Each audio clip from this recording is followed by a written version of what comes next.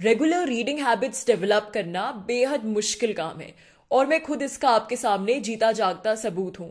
आमतौर पर लोगों को लगता है कि कोई राइटर है, पोइट है और ये इतने सारे बुक रिव्यूज कर रहे हैं तो इनकी रीडिंग हैबिट्स तो बहुत ज्यादा अच्छी होंगी और ये महीने में ज्यादा नहीं तो कम से कम 7-8 किताबें आसानी से पढ़ लेते होंगे। लेकिन यकीन मानिए, reality is far more complicated then that. मैं इतने सारे बुक रिव्यूज करती हूँ, बुक वीडियोज बनाती हूँ, लेकिन उसके बावजूद भी अभी भी मेरी रीडिंग हैबिट्स उतनी अच्छी नहीं है जितनी अच्छी मैं चाहती हूँ, जो मेरी उससे उम्मीदें हैं, अपेक्षाएं हैं। तो रीडिंग हैबिट्स डेवलप करना रेगुलरली सभी के लिए उतना ही मुश्किल है, चाहे आप किसी भी बैकग्राउंड से क्यों ना आते हो। क्योंकि सबसे बड़ी बात है कि आजकल के समय में हमारे पास इतने सारे काम रहते हैं कि एक तो समय निकालना बहुत मुश्किल होता है, और समय अगर निकाल भी लिया आपने किताबें पढ़ने के लिए तो फिर कॉन्सेंट्रेट करना बेहद मुश्किल होता है। रीडिंग हैबिट्स डेवलप करना एक स्ट्रेट फॉरवर्ड प्रोसेस नहीं है कि आपने तय कर लिया कि मुझे रोज आधे घंटे या 1 घंटे पढ़ना है, और अगर आपने वो स्केड्यूल फॉलो भी कर लिया, अगर आपने नियम भी बना लिया कि मुझे रोज 1 घंटे कोई ना कोई किताब पढ़नी है, तो अगर आपका कॉन्सेंट्रेशन नहीं होगा तो उस नियम का कोई फायदा नहीं। इसलिए रीडिंग हैबिट के लिए सबसे जरूरी चीज है कॉन्सेंट्रेशन, और कॉन्सेंट्रेशन कैसे आएगा उसके लिए सबसे जरूरी चीज है मोटिवेशन। तो आज के समय में यही सबसे बड़ी समस्या है कि किताबें पढ़ने के लिए आप भला अपने आप को मोटिवेट कैसे करें। पुराने समय में समझ लीजिए कुछ 20-25 साल पहले लोग ज्यादा किताबें पढ़ते थे, प्रिंट रीडरशिप ज्यादा होती थी। क्यों? क्योंकि लोगों के पास इतने डिस्ट्रैक्शन नहीं थे, इतने मीन्स ऑफ एंटरटेनमेंट नहीं थे, ये तमाम इंटरनेट, सोशल मीडिया, ये सब चीजें तब तक नहीं आई थी उस तरीके से। तो फिर लोगों के पास टाइम पास के लिए चूंकि कम साधन थे, इसलिए लोग किताबें पढ़कर ही अपना टाइम पास करते थे, मनोरंजन करते थे। लेकिन आजकल के समय में तो आपका फोन ही इतना जादू का, फैंटेसी का पिटारा बन गया है। मतलब सोशल मीडिया, ये वो, इंस्टाग्राम, तमाम चीजें फोन पर ही इतना टाइम पास लोग कर लेते हैं कि टाइम पास करने के लिए टाइम नहीं बचता। मतलब इतने ज्यादा मीन्स ऑफ एंटरटेनमेंट हो गए। तो ऐसे में भला किताबें पढ़ने के लिए आप मोटिवेशन कहाँ से लाए और एक रीडिंग हैबिट कैसे डेवलप करें।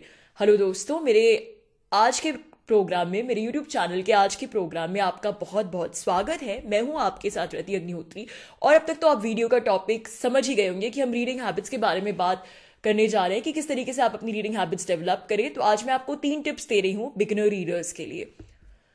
सबसे पहली टिप रीडिंग हैबिट्स डेवलप करने के लिए, फाइंड योर मोटिवेशन।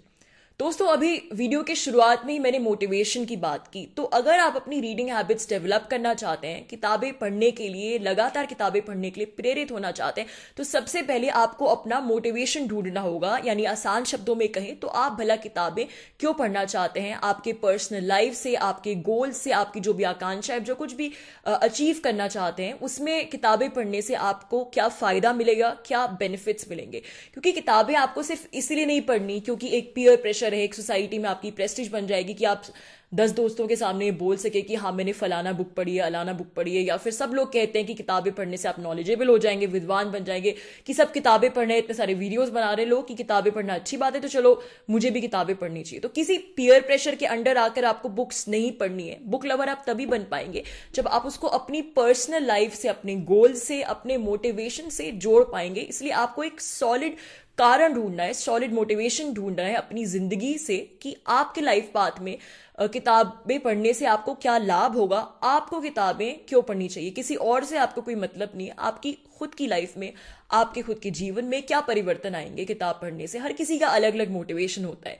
जैसे आजकल के समय में मेरा मोटिवेशन ये है कि मुझे बुक रिव्यूज करने हैं और बुक्स के बारे में लिखना है, अपने चैनल के लिए रिव्यूज करने हैं, तो इसलिए मुझे ज्यादा से ज्यादा किताबें पढ़नी है। किसी और का मोटिवेशन ये हो सकता है कि उन्हें अपनी इंग्लिश इंप्रूव करनी है, तो जाहिर सी बात है अंग्रेजी को सुधारने के लिए बहुत सी अंग्रेजी किताबें पढ़नी पड़ेगी।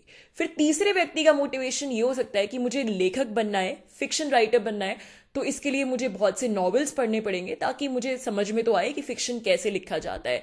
फिर किसी और का मोटिवेशन ये हो सकता है कि मुझे नॉलेज गेन करनी है किसी पर्टिकुलर सब्जेक्ट में, तो आप उस सब्जेक्ट से रिलेटेड बहुत सी तमाम नॉन फिक्शन किताबें पढ़ेंगे। तो ये मोटिवेशन फैक्टर बहुत जरूरी है। हाँ, जब आपकी आदत पड़ जाएगी धीरे धीरे किताबें पढ़ने की, तो आपको मजा भी आने लगेगा और फिर आप reading for the sake of reading भी करेंगे। यानी धीरे धीरे आप एक बुक लवर बन सकते हैं। लेकिन शुरुआत में जब आप एक बुक लवर नहीं हैं, तो जब तक आपको कोई एक सॉलिड रीजन नहीं मिलेगा किताबें पढ़ने का, तो आपके अंदर वो डिसिप्लिन नहीं आ पाएगा एक रेगुलर रीडिंग हैबिट डेवलप करने को लेकर।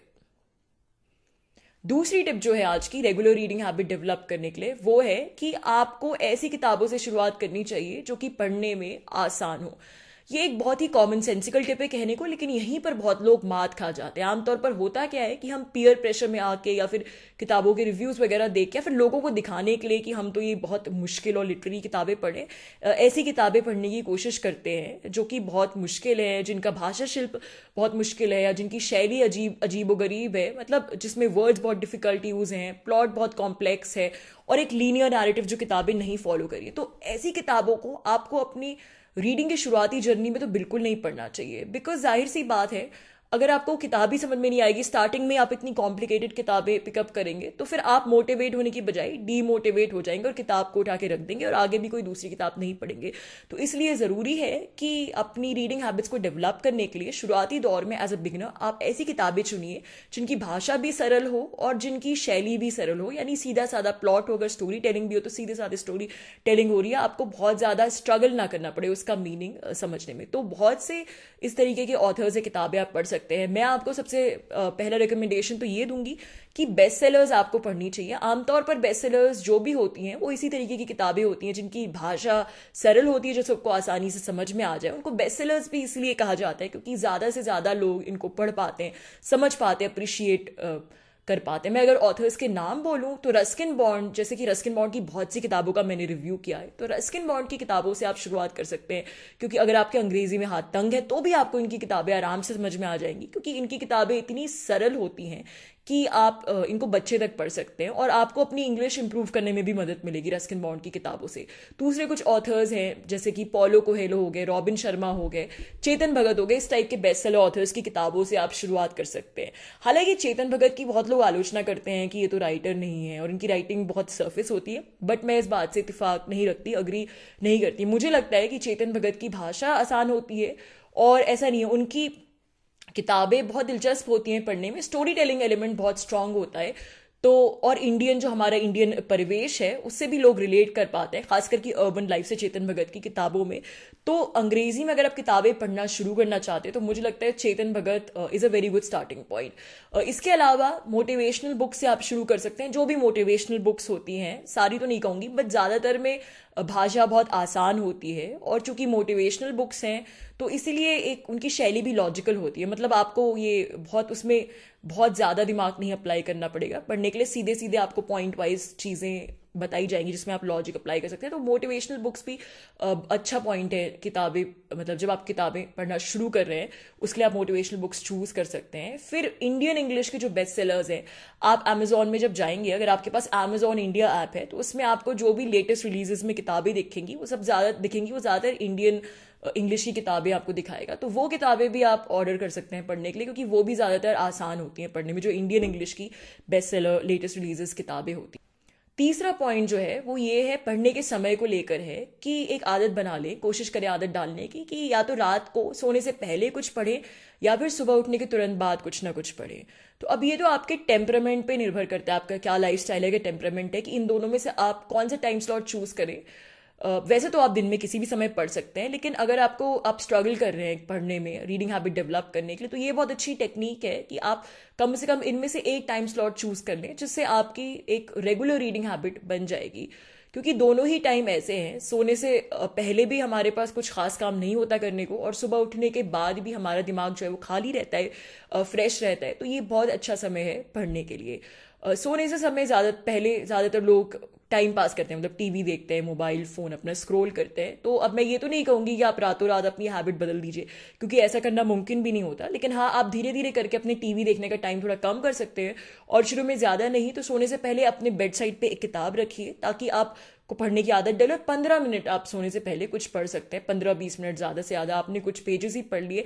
फिर इससे ये फायदा भी हो, आपको नींद बहुत अच्छी आएगी, क्योंकि सोने से पहले पढ़ने से बहुत बढ़िया नींद आती है। तो आपके दो फायदे हो जाएंगे और आपकी रीडिंग हैबिट भी डेवलप होगी।